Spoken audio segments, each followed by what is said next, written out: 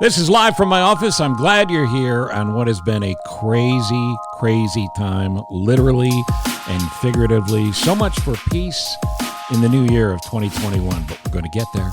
We are. I have faith. I hope you have faith as well. And I very much appreciate you listening, wherever you listen, at CochranShow.com, on Spotify, on Apple, and wherever you get your podcasts. Don't forget to check out the show notes when you do, and don't forget to subscribe so you never miss an episode. You can also get all my social media links there as well. So far, not banned by any of the social media giants. But, you know, who knows? Look, there's one thing we need to mention going forward, and that is the argument will continue as to whether or not leaving Trump in office these last few days is a good one or a bad one. I can tell you this, there is an alternative to impeachment or the 25th Amendment that's come up in the past few days, and we'll get into that in just a second. But let me tell you about today's guest. Rick Kaplan is a guy like almost no other. As a matter of fact, I can't tell you anybody else that I'm aware of who has been there at the forefront of every major news story that has been happening in this country, from the Nixon impeachment through now. He's been there. He is a guy that was a producer for Walter Cronkite. He helped Nightline start, and he ran Nightline for years. He was Peter Jennings' executive producer. I'm Ted Koppel, Peter Jennings, Walter Cronkite. That in itself would be an amazing career, but he's also helped shepherd the newscasts of Katie Couric and Christiane Amanpour, Diane Sawyer, and the list goes on and on. By the way, I met him when he was foolish enough to hire me to do some fill-ins at CNN when he was president there. He tells me that's not why he left CNN, but, you know, that could be up for debate. But the great Rick Kaplan, nobody better to talk about the media, the present and the future media. And I want you to hear the great conversation I had with Rick when we play that for you here in just a couple of minutes. But first, that alternative to the 25th, as I mentioned, the 14th Amendment. Do you ever think we'd be talking about and learning so much about the Constitution? Those of you who don't like history and aren't history nerds like me, you probably thought, I thought I left that behind, like trigonometry. But the 14th Amendment was ratified in 1868 to provide citizenship and equal protection under the law to anyone born or naturalized in the United States. Bottom line, trying to help formerly enslaved and free black people. Now, how does it apply to this? Well, look, it won't help remove Trump from office, something I think absolutely should be done and has to be done. I don't care if there's 10 minutes left in his term. But the 14th Amendment does try to protect our Constitution and our democracy. And inasmuch as the words of Article 3 of the 14th Amendment are specific to sedition and aiding and abetting seditionists, it could also keep Trump and anybody else from Section 3, where it applies, from holding future federal office. If you don't mind, let me just read to you here just a little bit. And I don't have any accompanying music, and that may be a good thing.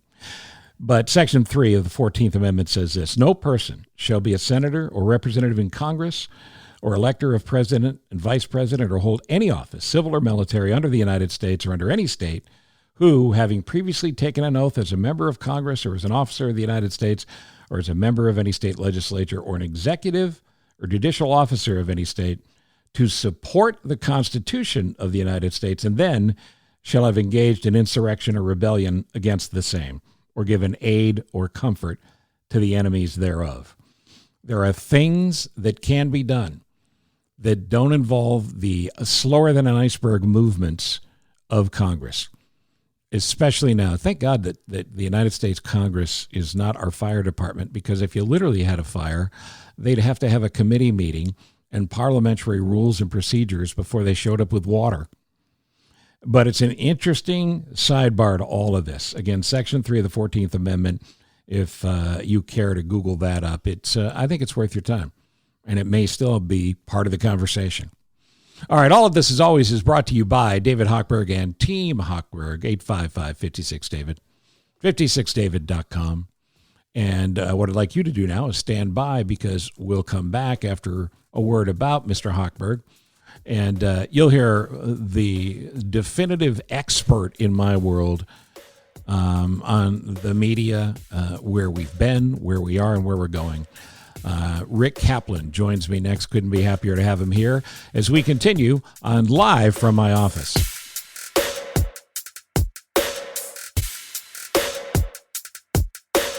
If you're purchasing a new home or refinancing your existing home, then you need to do what we all do. We call Team Hochberg, your trusted local lender. Over the past 20 years, David built his business, helping first responders and medical professionals with their mortgages, and he wanted to do more than just say thank you. Every week this year, Team Hochberg will recognize first responders and medical pros for keeping us safe and healthy. This week, Team Hochberg is recognizing Police Chief Doug Flint, Deputy Chiefs George Pappas, Kelly Derry, and the 64 police officers and 12 civilian support staff of the Glendale Heights Police Department. To thank them and support locally owned businesses, Team Hochberg's picking up lunch. Bought a whole bunch of pizzas from Pronto's Pizza in Glendale Heights, owned by John Mully and Mark Seagrass. Thanks to them as well. And first responders and medical professionals deserve our respect, and local businesses need our financial support. Accomplish both by buying first responders lunch from locally owned businesses. If you're in a position to do that, I certainly hope you will. If you have questions about a mortgage, do what we do. Call Team Hochberg, 855-56-DAVID or 56david.com. That's 855-563-2843 or 56david.com. And tune in to Home Sweet Home Chicago. It's hosted by David Hochberg every Saturday at 10 a.m. Homeside Financial, an equal housing lender, NMLS number 1124061.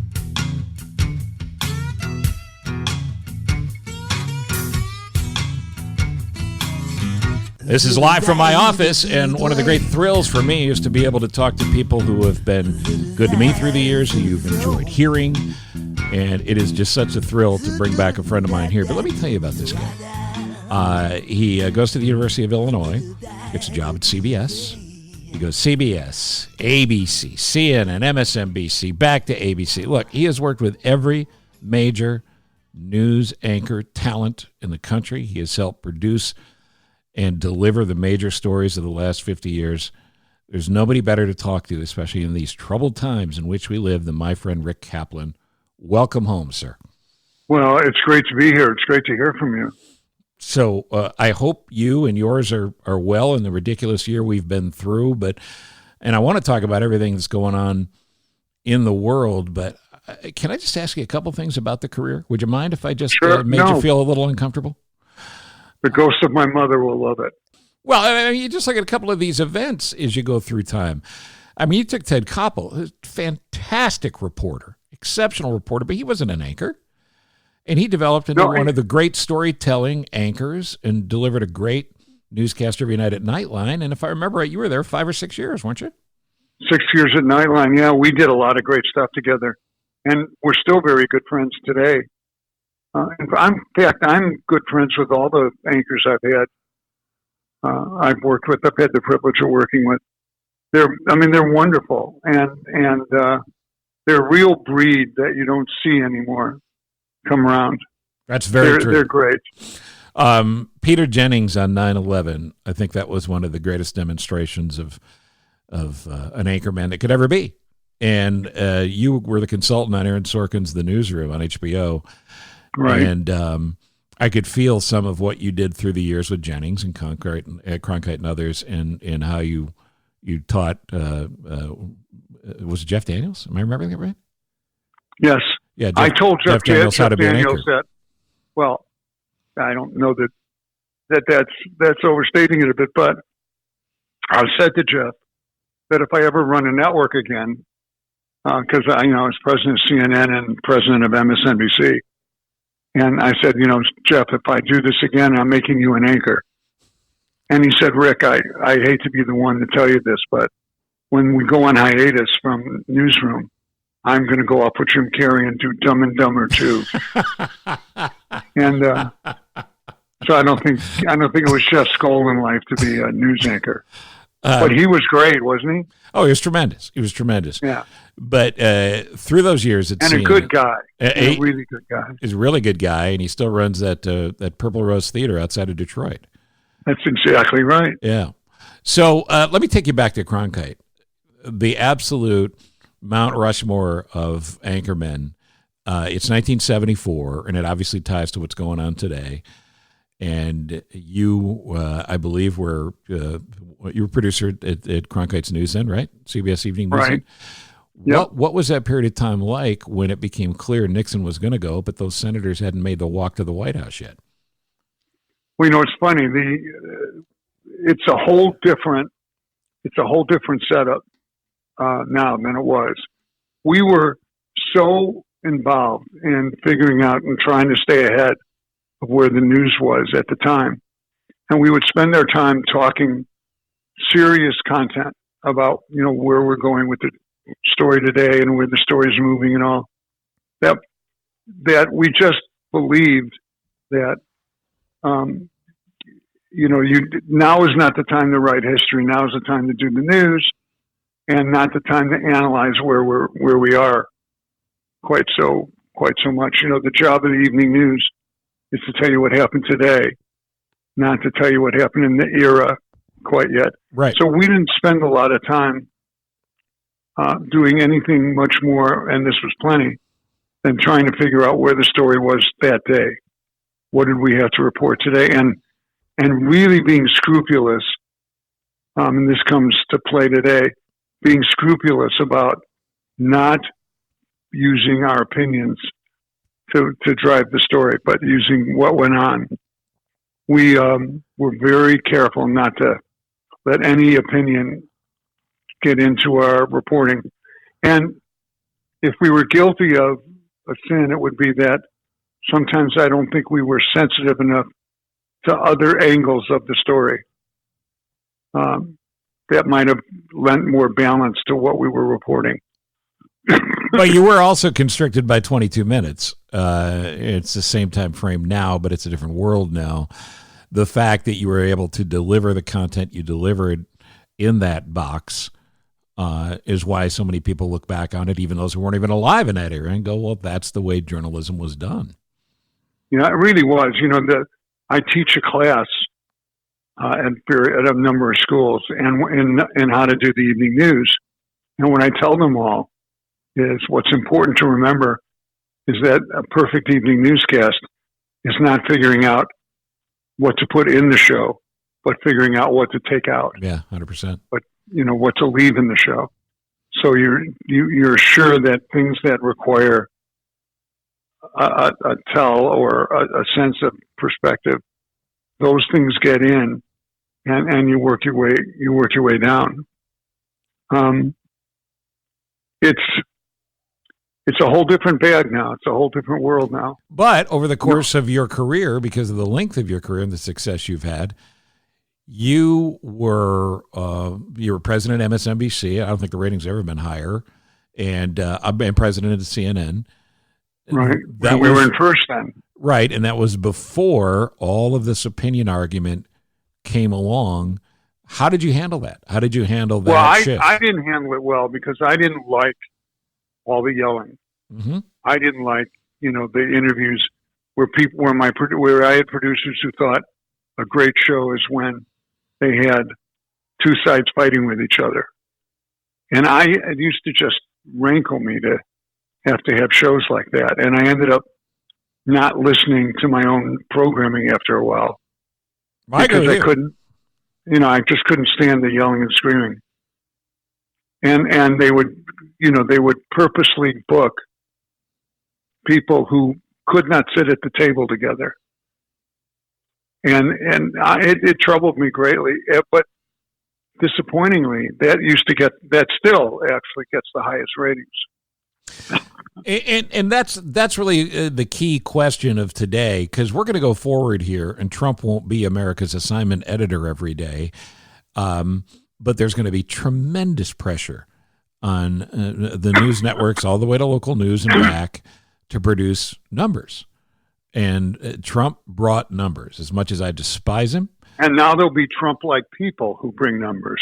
So if you were in a position where you had to run one of the networks now, I mean, I don't even know how you approach it. Have you thought much about that? Yeah, I do. I think about that all the time, actually. What would I do if I had to go on the air tonight? What would I do? And I think people are more and more ready to watch things that are respectful and reasonable and have a certain respect for the story and the guests have a respect for each other. I just think you can just spend Thanksgiving dinner and you have enough yelling and screaming there to last you a year. You don't need to extra book it. So I just don't think I would produce a show that had all that yelling and screaming in it. Well, and I agree with you, and that is, my sermon that I've said for years: the far left, the far right. That's the problem. That's not the solution. Let's talk about how to get things done, and I think there's absolutely a market for that. Yeah, I mean, learning if you can help people understand how to get something done and understand which direction, where the choices are. I think that's a pretty good thing. And viewers and listeners, we know how smart the audience is. Right. And they pretty much figure out immediately if you're just talking or if you're inciting or if you're informing. So I always used to go with, is the time really well spent? And I remember when we were doing Nightline, for instance, that was at a time when audience research was deep and broad. And our audience I didn't know if our audience was liberal or conservative or whatever. We were pretty much a place people tuned if they wanted to know what was actually going on. And that was perfect for all of us and our sensitivities. We just wanted we just wanted to be on the story. Not tell people more than we knew. And it was a dream to do Nightline then. Well, I see the problem now is twofold. And as a professor, which you regularly fill the role of, bringing along students now who will be bringing us the news in the future. A couple of questions. One is, how do we get the respect back for journalism when Trump has been so good at laying out this bullshit argument of fake news? Yeah, I mean, the more you hear that argument, the more people pick up on it. Right. And the more it has a life of its own. You have to make a concern. I'll tell you, I was thinking about it, but when I was waiting to talk to you today, the newscasts today, if you watch the evening news today on any network, it's got news for 15 minutes at the 6:30 to 6:45, the networks play in Chicago, and it's got 15 minutes of news before they hit their first commercial. But then in order to get the rest of the commercials in, basically the last 15 minutes of these network programs are pointless and a waste of time. If you're looking to get the news, that's not where you go. Although the first 15 minutes are fabulous. There's still right. But and maybe this is too technical. I would never give up 15 minutes of my airtime to nonsense, and that's what they have to do now. Right. Well, but that's the question: do they have to? No, I don't think so. Under current situation, if you're not going to give people a good, solid newscast, then yeah, you have to play the game and try to amortize every minute with a viewer. But if you really go ahead and decide you're going to do a balanced newscast and you're going to get the news in that's worth hearing, you still might wait the first half of the show, certainly, over the second half of the show, but you don't just throw away half your program because it's a game now. I mean, right now it's just simply a game where they're hoping to get enough viewers in the first 15 minutes so that they have a good half-hour rating. So as the audience dwindles, and I've maintained this certainly forever with radio, which has killed itself from the inside out. You know, we trace the call; they're in the house. Yeah, I mean, it's of course they do it to themselves. Right. You lower the expectations of the audience enough so they don't expect you to be on it.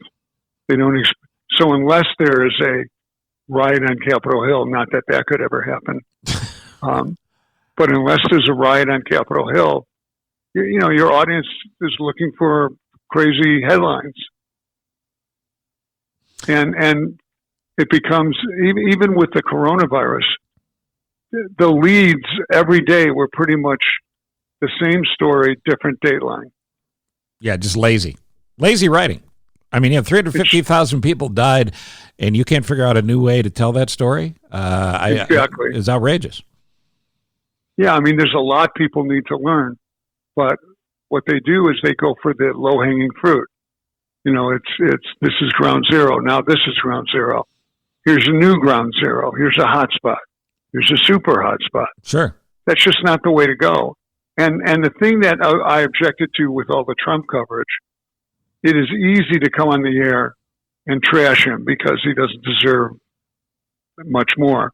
On the other hand, nobody elected you, the news reporter, with being the mouthpiece to stand up to Donald Trump. So it's not supposed to be a reporter's job to be so, you know, taking on the president. Right. On a daily basis. And really, you know, Stephen Colbert does a brilliant program, but the evening news is supposed to resemble that. And on some of the cable channels, it does.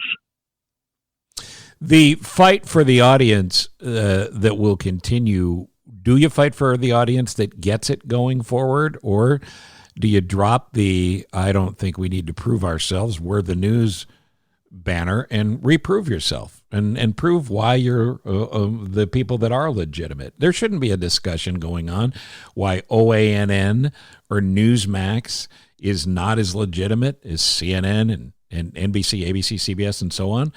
But that's the way people are scoring it now. Yeah, well, that's the way the news media is allowing itself to be scored. They play into it by bad behavior. Would you? I mean, the story budget on most of these news programs has been so skewed from the way it used to be that after you do it a certain way and you play down to people's expectations, you know, it's just, we used to laugh. We had an ongoing many-month discussion. Matter of fact, it lasted beyond a year. Walter used to sign off the program, you know, that's the way it is. And then we say, well, Walter, you know, that's really not the way it is. You know, it's these 12 stories are not everything that happened in the news. It was, you know, how I feed my family, how I educate my children, right, how I keep my job. That's the way it is. And what happened is they just decided that these moments of confrontation made for more interesting news. So it may have made for more interesting news, but it was debilitating to the people doing the show, and that rubbed off on the audience as well. And it just made it very hard to keep your head above water. Is it? They just play down to expectations. Is it fixable? Oh, sure. I think if you start, look, the networks still have extraordinary news divisions, mm-hmm. and the way you have to do it, and you see it a little bit on CBS, actually, more so than most. You look at the CBS This Morning show. Mm-hmm. They're news. They're really the news for the first 22 minutes. They go from 7 to 7:20, and it's a real newscast. And it's really satisfying to watch it.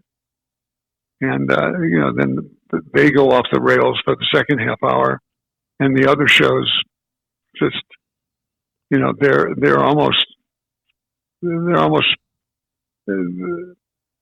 copies of the way they used to be, or the copies of the way they could have been. GMA and Today are Saturday Night Live sketches.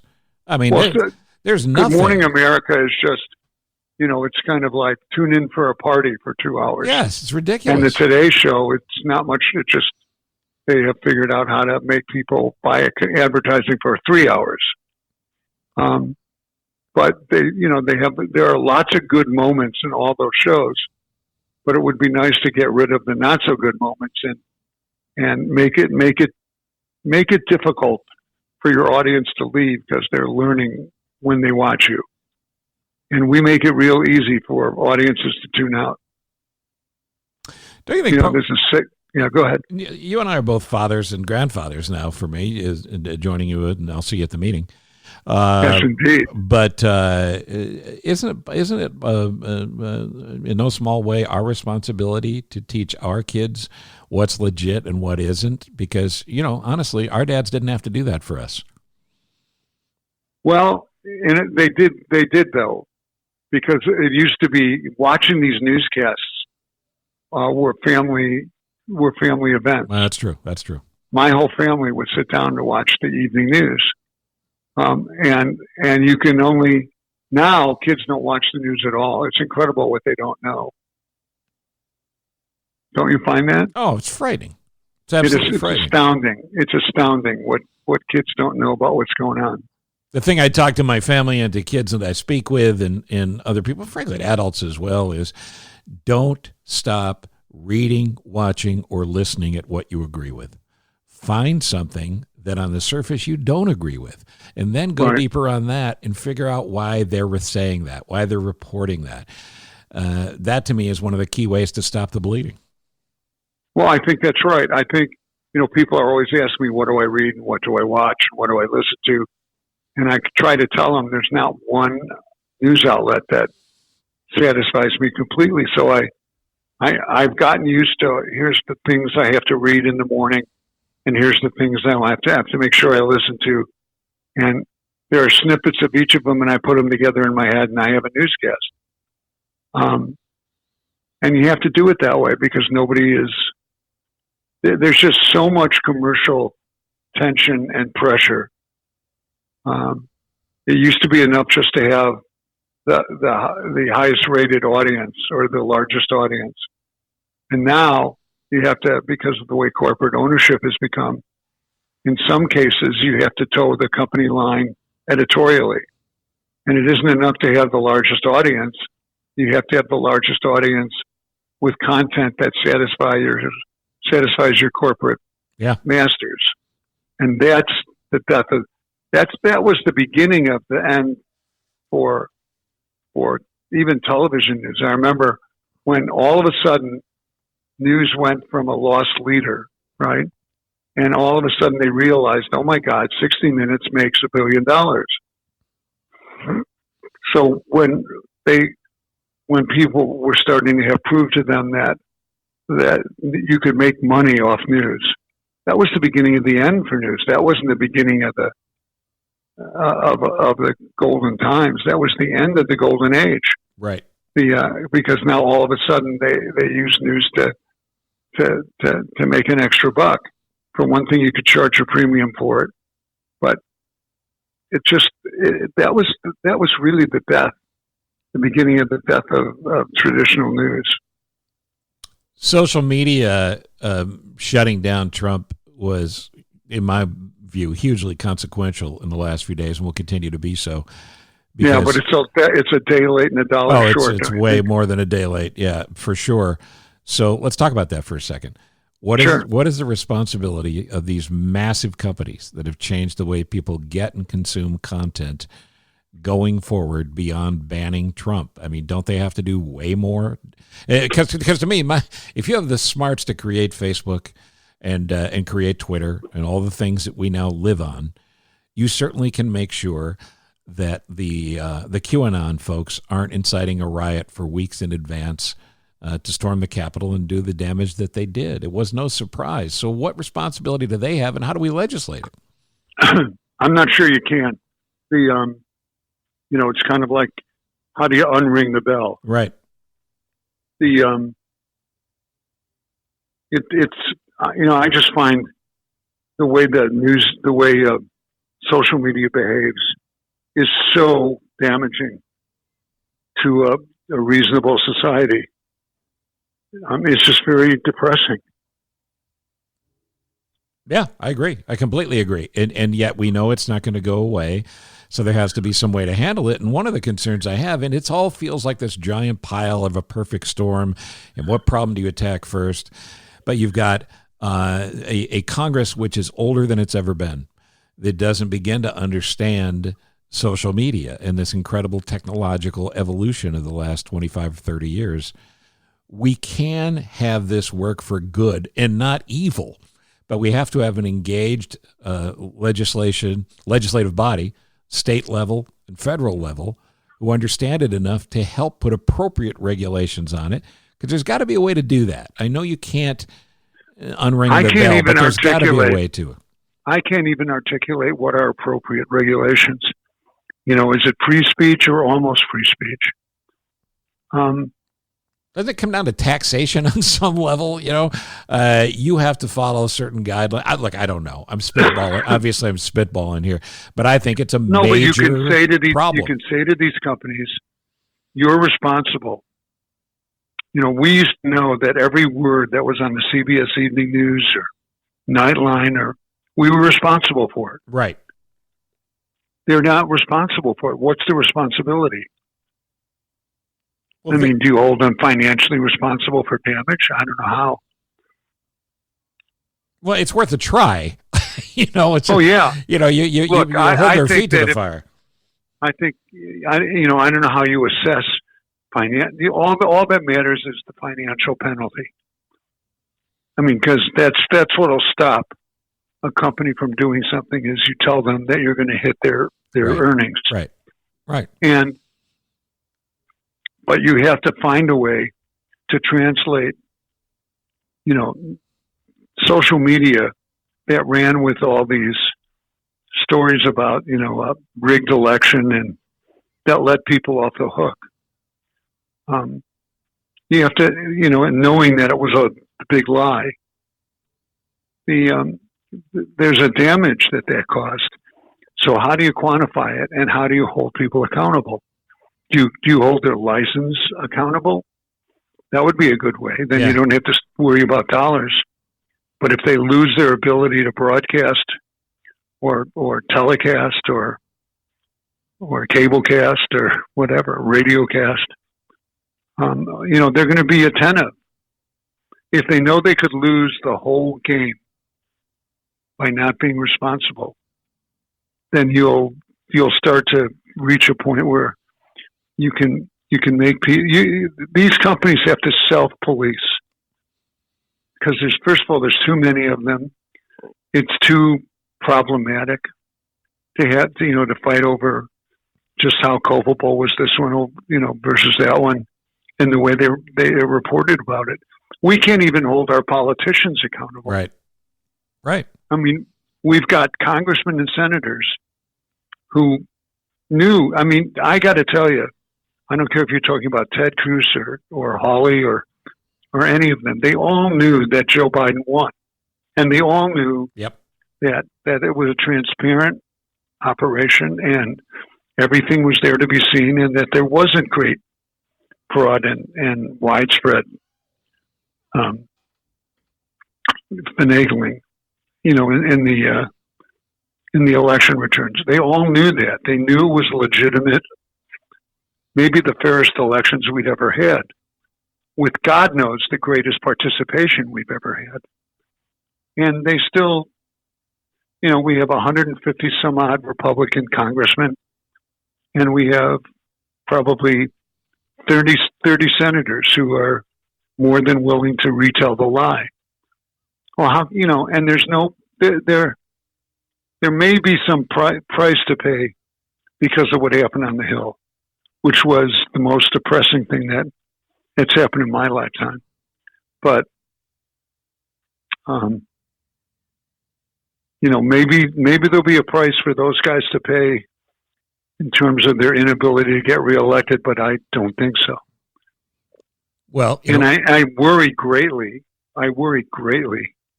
about what may happen on the inauguration day. So do I. I was speaking with Chuck Todd about this and said there's not a chance that Biden won't do a traditional inaugural speech outdoors, whereas just based on what's out there, I don't see it as a collapse or a giving in to stand next to the desk, because we know Trump's not going to be sitting there, and to take the oath and say, let's get to work.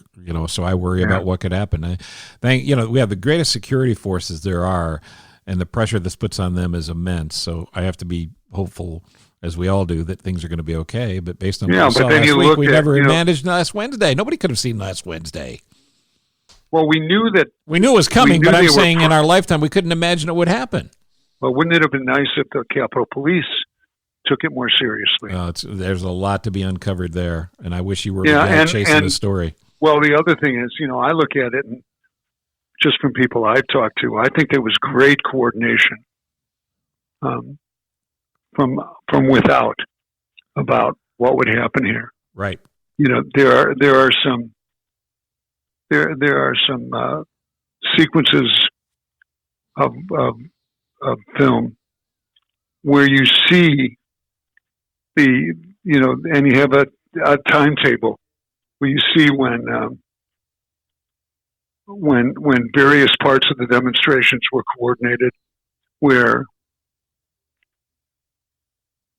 you just, I'm trying not to get sued for this. I understand what you're saying. I just think, seriously, that there was a conspiracy here, because I think they meant for various parts of the demonstration and the demonstrators to coordinate their activities in a really disappointing way, in a really harmful way. And again, all that needs to be uncovered and adjudicated. That's exactly right. And in a world where we have less of not an ability to do it, but I don't have as much confidence in the media to do the work we need to do to help uncover that. Speaking of that, before I ask you my final question, because you're so good to do this, and I can't wait to see you in person, which I know we'll do soon.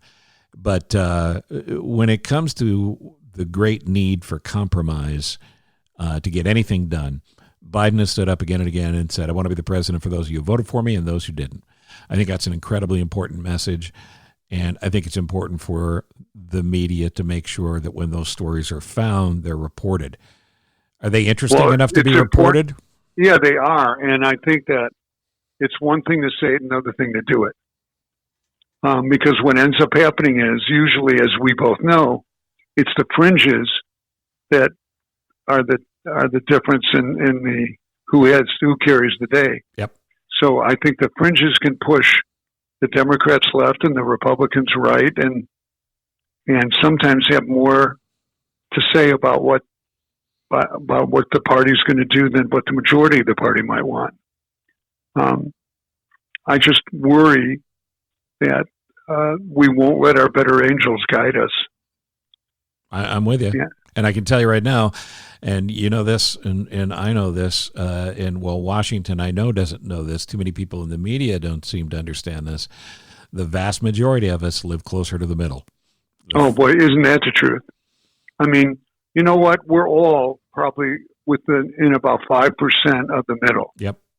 Of the true middle. Yep. But it's the fringes, the fundamentalist parts of each party that tend to carry the day.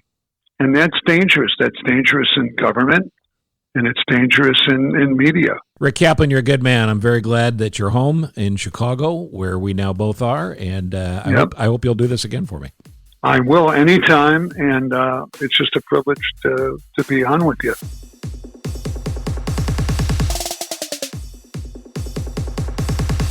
The title sponsor of Live from My Office is David Hochberg and Team Hochberg, part of Homeside Financial.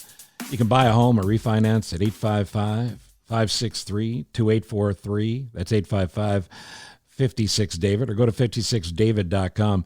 When you go to the website, you can request a free quote right there. And I can tell you from knowing how they do their business, your job gets a whole lot easier.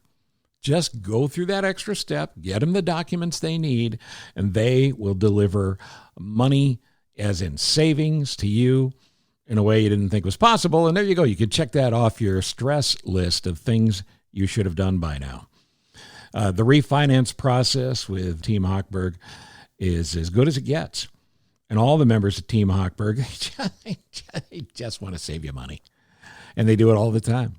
They've done it for me and for my family and for people I've worked with through the years. They are what they claim to be. It's David Hochberg, Homeside Financial, an equal housing lender, NMLS number 1124061.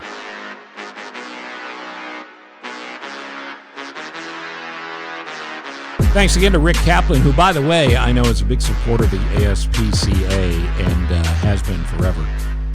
And that, in fact, is our charity that we're bringing to you as a reminder. I know you're all familiar with the ASPCA, but if you're not one of the 2 million members coast to coast, consider doing that, because you know what? Our critters need all the love in the world, and imagine all the love they give back, especially in these stressful times. You can go to the website, which is aspca.org. Again, that's aspca.org.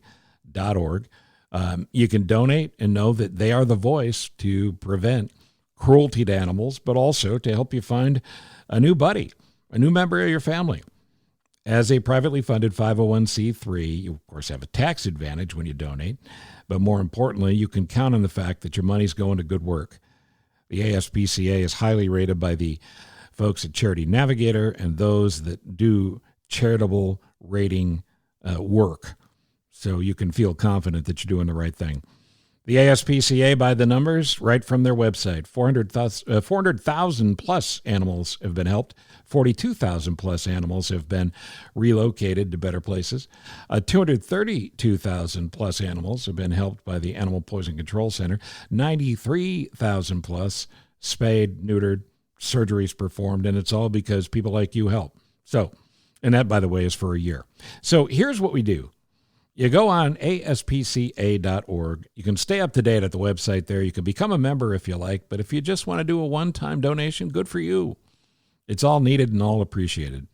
Thank you, Rick Kaplan, not just for being on live from my office, but for helping the ASPCA through the years. Go to aspca.org right now. That's our charity that we want you to think about on this episode of Live from My Office. Again, thank you to Rick. He'll be back.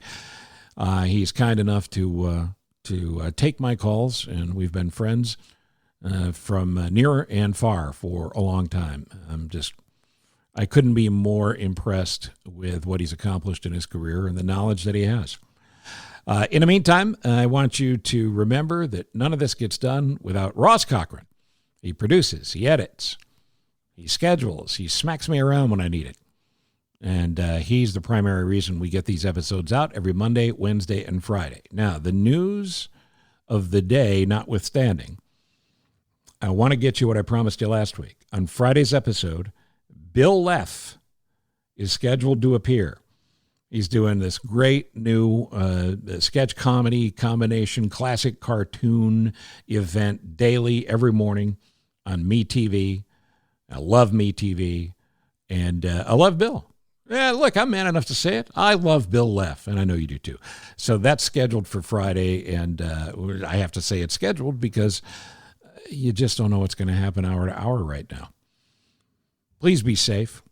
Please do the right thing by your family and friends, and please help the first responders and the authorities make sure that all of us are safe.